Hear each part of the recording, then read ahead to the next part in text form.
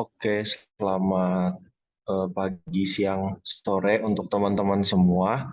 Jadi untuk pematerian mentoring yang pertama dari agama Kristen dan Katolik itu kita akan membahas tentang etika dan manajemen diri. Jadi pertama kita bahas dulu dari arti kata etika itu sendiri. Dari Kamus Besar Bahasa Indonesia versi online, itu etika adalah ilmu tentang apa yang baik dan apa yang buruk, dan tentang hak dan kewajiban moral atau akhlak. Nah, sementara menurut ahli, itu aku rangkum ada beberapa. Yang pertama dari Aristoteles.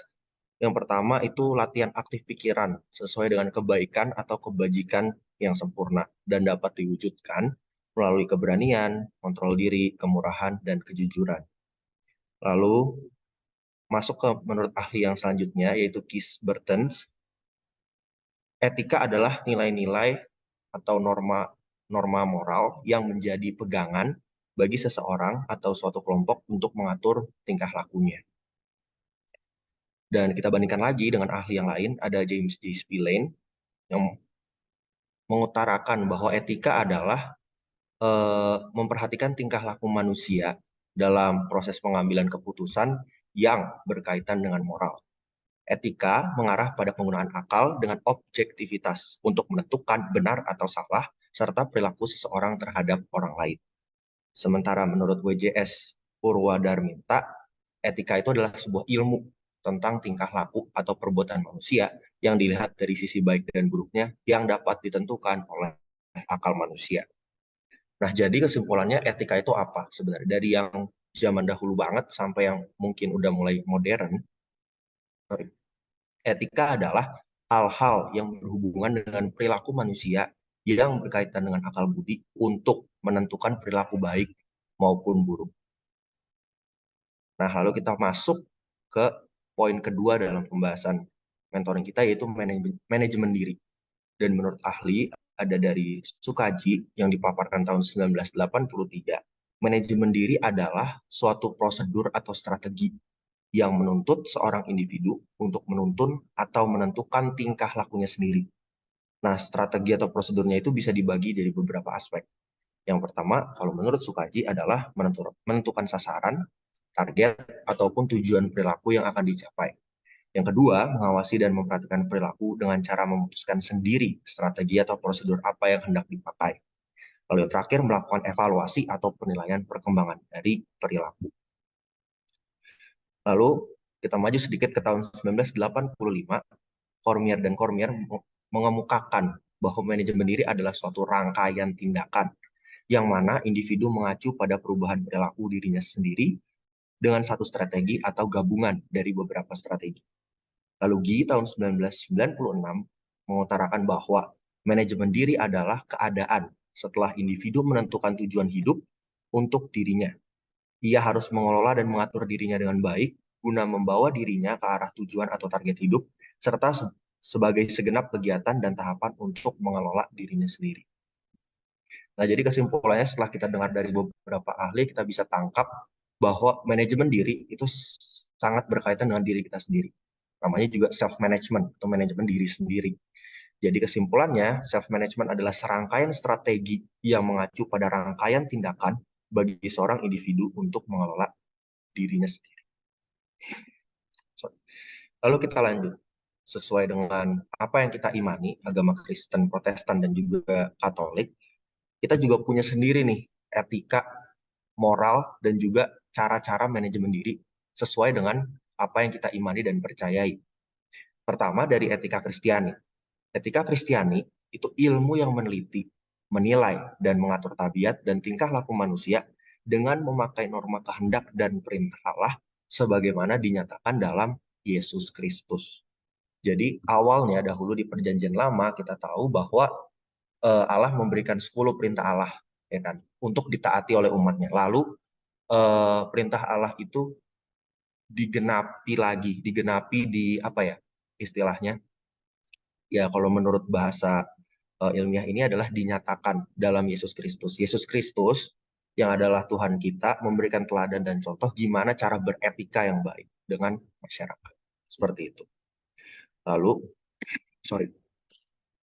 Kita lanjut bahwa etika itu sebenarnya tidak bisa lepas dari moralitas atau moral. Seperti tadi kita udah baca di slide-slide sebelumnya, pemaparan ahli, bahwa etika ini sangat berkaitan dengan moral atau norma-norma yang ada di sekitar kita. Nah, moral Kristiani itu memiliki definisinya sendiri. Itu agama kita, agama Kristen Katolik itu memiliki standar dalam tanda kutip ya, standar moralnya sendiri, yaitu sebuah kepekaan terhadap batas antara yang boleh atau tidak boleh, yang diizinkan Allah dan yang tidak, yang dimaui Allah dan yang tidak. Nah, moralitas Kristiani jadi adalah kepekaan sebenarnya untuk melakukan apa yang menjadi kehendak Allah. Lalu mungkin kita di pelajaran agama itu udah belajar ya, kita punya hati nurani, suara hati, kita punya juga kehendak bebas yang langsung diberikan oleh Allah. Dan tadi kalau kita baca sebelumnya, ini kepekaan terhadap batas antara yang boleh atau tidak, yang diizinkan atau tidak. Nah, apakah itu menentang kehendak bebas kita sebagai manusia? Nah, kalau menurut aku pribadi, dan juga aku baca-baca dari sumber-sumber yang ada, itu sebenarnya tidak sama sekali, karena moralitas Kristiani, jika dipahami dan disadari lebih dalam, sebenarnya apa yang dikehendaki dan dimaui Allah, itu semuanya demi kebaikan kita, demi kebaikan manusia. Dosa dan larangan yang ada dalam agama Kristen itu tidak menunjukkan kasih yang tulus, kasih agape yang diajarkan dan ditunjukkan oleh Yesus, Tuhan kita, baik kepada sesama maupun alam ciptaan. Contohnya apa ya, dosa dan larangan misalnya korupsi, kolusi, nepotisme misalnya. Ya, korupsi itu kan sangat merugikan orang lain, tidak menunjukkan kalau apa ya, cara-cara yang Tuhan kita sudah tunjukkan untuk mengasihi orang lain. Hak apa yang menjadi hak orang lain kita ambil untuk kesenangan kita sendiri, egoisme, individualistik seperti itu. Jadi sama sekali moralitas Kristiani ini sebenarnya tidak menentang kehendak bebas kita, tapi justru malah ya tadi kepekaan mengarahkan kita supaya melakukan sebenarnya apa yang baik. Karena kita tahu Allah kita adalah Allah yang maha baik dan juga kebenaran itu sendiri. Lalu kita lanjut ke poin yang mungkin elemen pentingnya ya. Apakah dengan kita mempelajari atau mendiskusikan etika dan moral, juga manajemen diri secara yang dipandang dari agama Kristen itu penting? Kalau menurut aku pribadi itu sangat penting. Karena kita akhir-akhir ini mungkin juga sering membaca di berita-berita ya, kejadian tidak bermoral yang terjadi di masyarakat. Bahkan bukan cuma di masyarakat aja, di gereja sendiri pun terjadi tindakan-tindakan tidak bermoral, tidak beretika seperti itu ya. Jadi sebenarnya pentingnya di mana sih letak etika dan moral itu? Di gereja aja kok orang bisa melakukan hal-hal yang demikian. Jadi apakah sebenarnya penting? Nah, pentingnya itu ada di sebenarnya balik lagi ke diri kita sendiri. Jadi peran dari etika dan moral itu untuk menjaga kita agar tidak melakukan hal-hal tersebut melalui suara hati yang terasah. Kalau kita ingat, mungkin kita pernah pelajari di pelajaran agama waktu sekolah kita dulu, suara suara hati itu harus terus-menerus diasah supaya suara hati ini ya terus-menerus menggaungkan apa yang baik untuk kita. Contoh sederhana soal apa ya? Soal menyontek deh, misalnya apa yang mungkin terjadi di keseharian kita.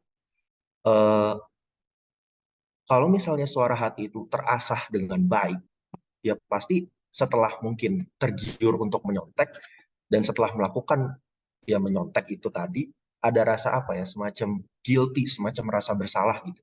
Harusnya aku tadi tidak melakukan itu, lebih baik aku belajar, dan ada perubahan di sana gitu. Jadi kalau suara hatinya sudah tidak terasa, maka etika dan moral Kristiani juga sebenarnya sia-sia, karena suara hati itu menutup, suara hati yang buruk itu menutup kita untuk melakukan hal-hal yang baik atau menghindari hal-hal yang tidak bermoral atau tidak beretika. Lalu selanjutnya, etika dan moral Kristiani berperan untuk iman kita sendiri, supaya kita tetap teguh pada iman kita tidak mudah goyah, kita tahu dan percaya akan apa yang kita imani, dan juga yang terpenting sebenarnya adalah melaksanakannya dalam tindakan. Seperti gambar di samping ini, ada Alkitab, dan juga yang kita imani, Tuhan kita Yesus Kristus, itu sudah memberi teladan, dan Alkitab juga Tuhan Yesus, itu adalah sebagai sumber sumber moral dan etika Kristiani. Dan kita sebagai manusia yang awalnya kita baca di kitab Kejadian tercipta menurut gambar dan rupa Allah, maka sudah seharusnya kita bertindak sesuai dengan firman Tuhan dan teladan Yesus, apa yang sudah Yesus sabdakan, apa yang sudah Yesus berikan kritik dan lain sebagainya, yaitu berguna untuk kita supaya kita meneladani Dia yang sempurna. Seperti itu.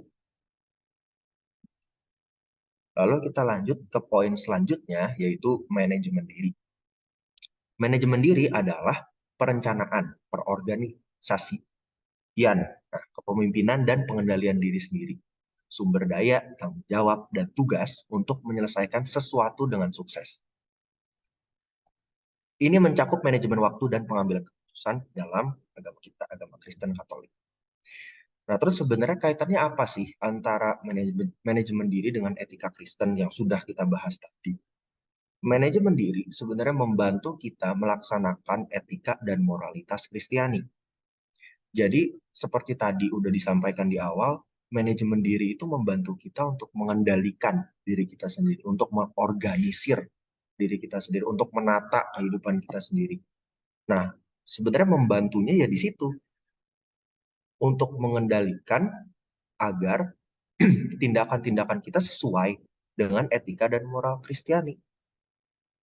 Karena seperti tadi sudah disampaikan, etika dan moral Kristiani ini membantu kita juga agar tetap teguh pada iman dan melaksanakan segala sesuatunya sesuai dengan firman Tuhan. Jadi apa yang ada larangan-larangan, dosa, itu sebaiknya kan kita hindari. Dan kalau bisa tidak sama sekali kita lakukan. Kan itu dilarang. Melanggar perintah Allah, melanggar apa yang sudah disabdakan oleh Yesus. Jadi manajemen diri berkaitan dengan etika Kristen atau bersama dengan etika Kristen, itu membantu kita untuk menyadarkan kembali supaya kita tidak melakukan hal-hal yang di luar etika dan moral Kristiani, mengendalikan diri kita. Lalu selanjutnya hal yang sama. Mungkin pertanyaannya adalah apa pentingnya? Jadi sebenarnya pentingnya manajemen diri terletak di kita yang udah mulai sibuk ini untuk membantu menentukan skala prioritas kita sendiri. Mulai dari yang paling penting sampai yang mungkin ya bisa dilakukan di lain waktu. Gitu. Lalu, manajemen diri juga membantu kita untuk memaksimalkan apa yang telah Tuhan berikan kepada kita. Sehingga setiap harinya kita dapat menjadi versi terbaik dari diri kita sendiri. Seperti kita tahu di bacaan-bacaan di Alkitab itu ada bahwa Tuhan telah memberikan kita talenta. Bedanya, ada yang mengembangkan talenta itu, tapi ada juga yang mengeram. Ya udah, diam aja. Jadi dari awal saya dikasihnya satu, saya akan kembalikan satu.